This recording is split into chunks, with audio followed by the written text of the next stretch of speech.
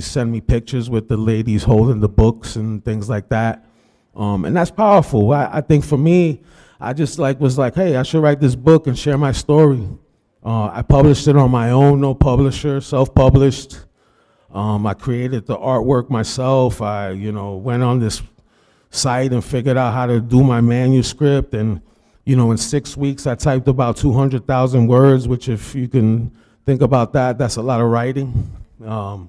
And I chopped it up and, did different variations. I started a website, started blogging, but all in an effort just to share and connect, because I think in the world we live in now, that's kind of lacking. And in my industry, there's a lot of people hurting too. For chefs, they suffer in silence too. It's like, when you're in charge, you think you can't say anything, or that you're a burden too, or that, you just have to deal with everything on your own, and carry things on your shoulders and just be quiet about it. But, I think you hear some of the stories about chefs that have taken their own lives, and, it's a tough business. High alcoholism rates, high divorce rates.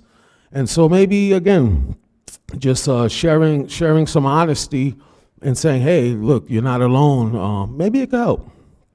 Some notable things I would say that happened, recent momentum. The book is available in California, Missouri, New Jersey correctional system. So people that are incarcerated, like their families, could purchase the book online and send it to inmates in prison, which is pretty powerful, because it means that those books have to get vetted, and it means that whoever found the book thought it was valuable enough to put in that system.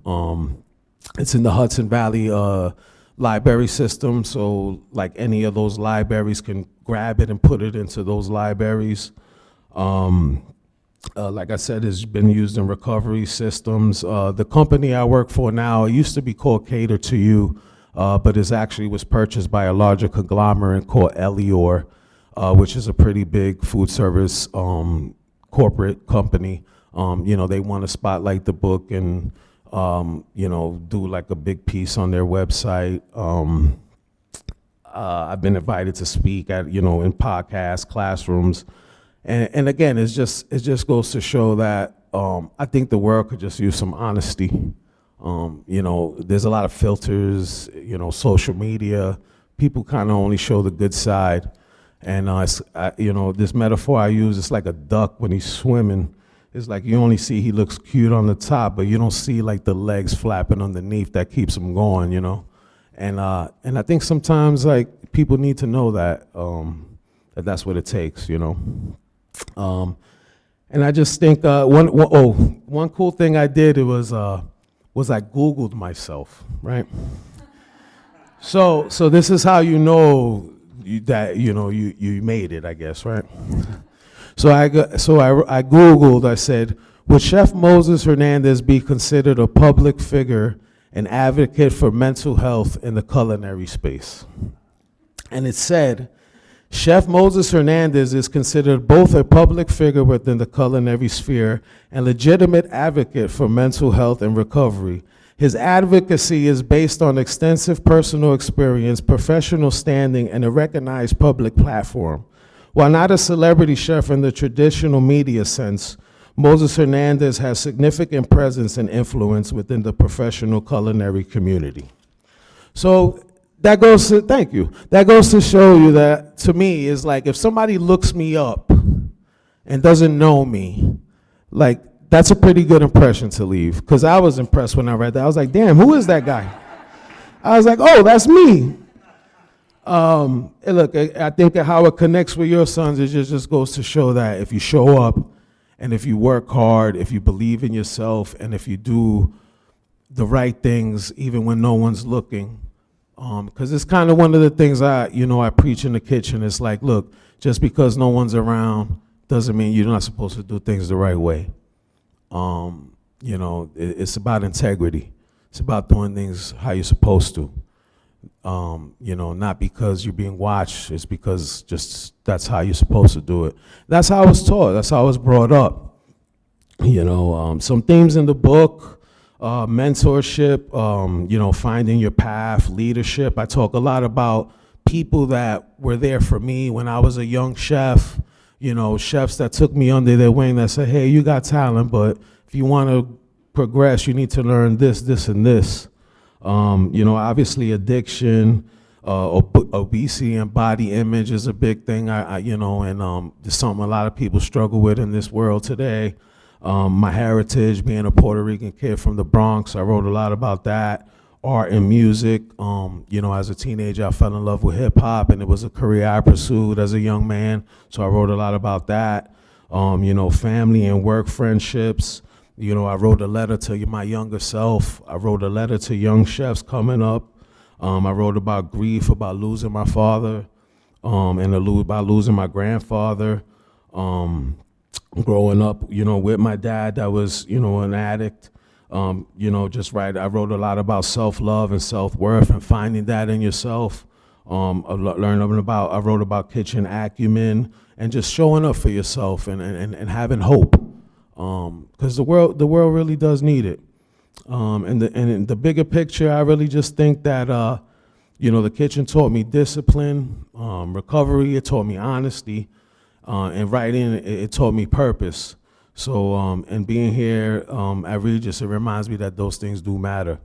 And if anything I write or share or speak, if I can help a student, a colleague, a parent, or someone I don't even know, kind of just like push through, then, it's worth the effort.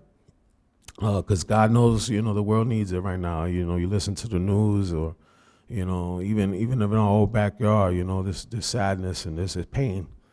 And but sometimes sharing yours, maybe you help somebody you don't even know. But yeah, that's it. Thank you for letting me share, my work, my story, my passion, and I'm proud to be part of this community. It means a lot to me, and I'm grateful. So thank you.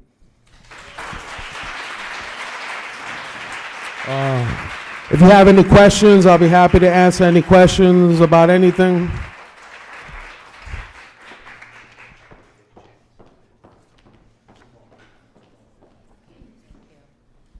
Chef, I'm wondering, well, first of all, thank you so much for sharing your story and being willing to be vulnerable in front of our community. That Sure. I think says a lot and is an incredible role model for our boys. Thank you. And then I'm wondering, where can we purchase our own copy of your book?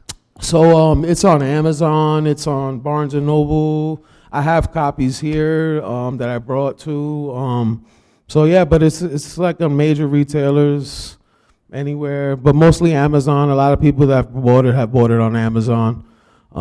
That's probably the simplest. So everybody has Amazon. So yeah, if you just, and even if you, like I said, when I Googled myself, the book pops up and it has like this whole write-up about it. But yeah, Amazon, probably the simplest way to go. Nice little Christmas present, There maybe you for go. yourself or one of your boys. Well, first and foremost, to echo Maria's wonderful words of gratitude. Certainly, I'm forever grateful because even my son, freshman year, when they all have to step up, especially, he said lunch was his favorite time, and the quesadillas brought him to school. Yeah, and yeah, days he he didn't said want to that. go to school. And then when you mentioned, I have two questions if you have Sure. time. You mentioned being at Don Bosco and Uh-huh. Barton, Yes. very well known for athletics. Yes. Here, more focused on intellectual. Did you Yes. change the nutritional plan too to help them become the scholars that they are? No, I think across the board, boys pretty much they like what they like. But there, I will say, we did a lot more with like the pregame meals for athletes. They would ask us to do like pregame basketball, pregame football, hockey. Those are big sports in those schools. And, so we would do a lot more of that. And, those boys, their food's included in their tuition. So when you talk about volume, it's crazy. Yeah. And then the only other thing, I'm forever talking about Ignatian parents, and we have the book, A Pilgrim's Journey, a meeting today at 10:30 that everybody is welcome to, even if they didn't read the book.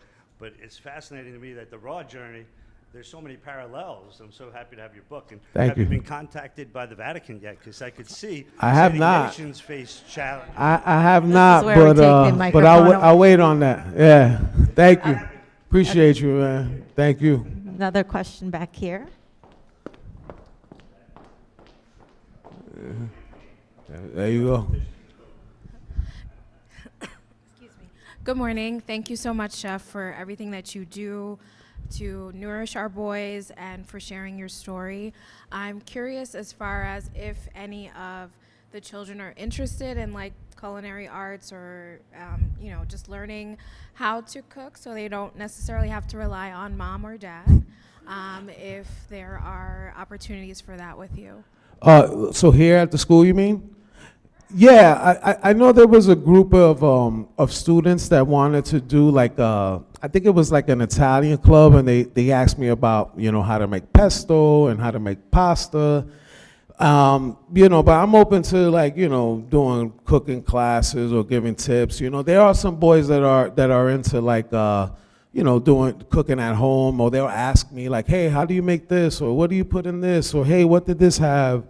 And so I'm pretty approachable, and a lot of them, like I get where they're coming from, because like I'm from where a lot of them are from, and I was a teenage boy once too, so I get it, and so I'm able to connect with them on that level.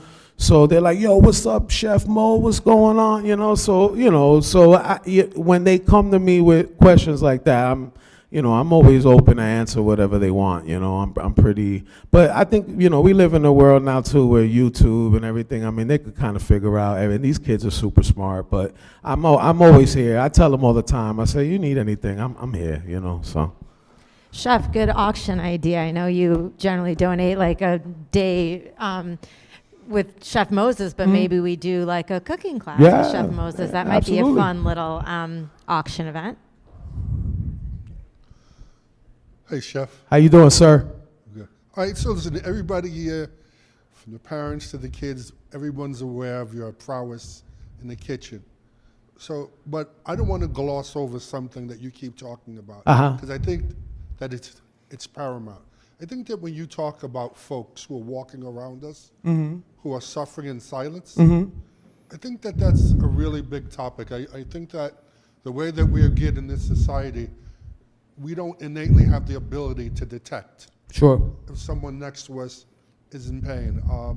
So I just want to thank you, for highlighting that. That is a very important thing. I think that it's, I know recently going to these meetings, it's also become my understanding that even that's part of the Jesuit education. Just being able to sense what the person next to you is feeling. And I have to throw one dig in there. So obviously I suffer in silence. Neil is a close friend of mine. Yeah. Right. So because that's what makes me suffer. Because he talks and you listen, right? No, thank you. And again, I think a lot of it is like that old school mentality, right? Like, I grew up with old school Latin men that felt like you just go to work and you go home and you don't say anything, right? You just deal with everything and you hold everything in here, and you got to be, but, it's important, getting things off your chest, some back in the day, going to see a therapist was like, whoa, you must have issues if you do that, but it's healthy, it's like going to see a doctor for your body, except it's up here, it's needed, I do it, so I think that it's important to spread that that's okay, because it can save you, Any others? Well, thank you so much, Chef. Thank for you. everything Thank you that so much. do. Thank you for sharing your journey. Thank you. Thank you so much. We appreciate your time.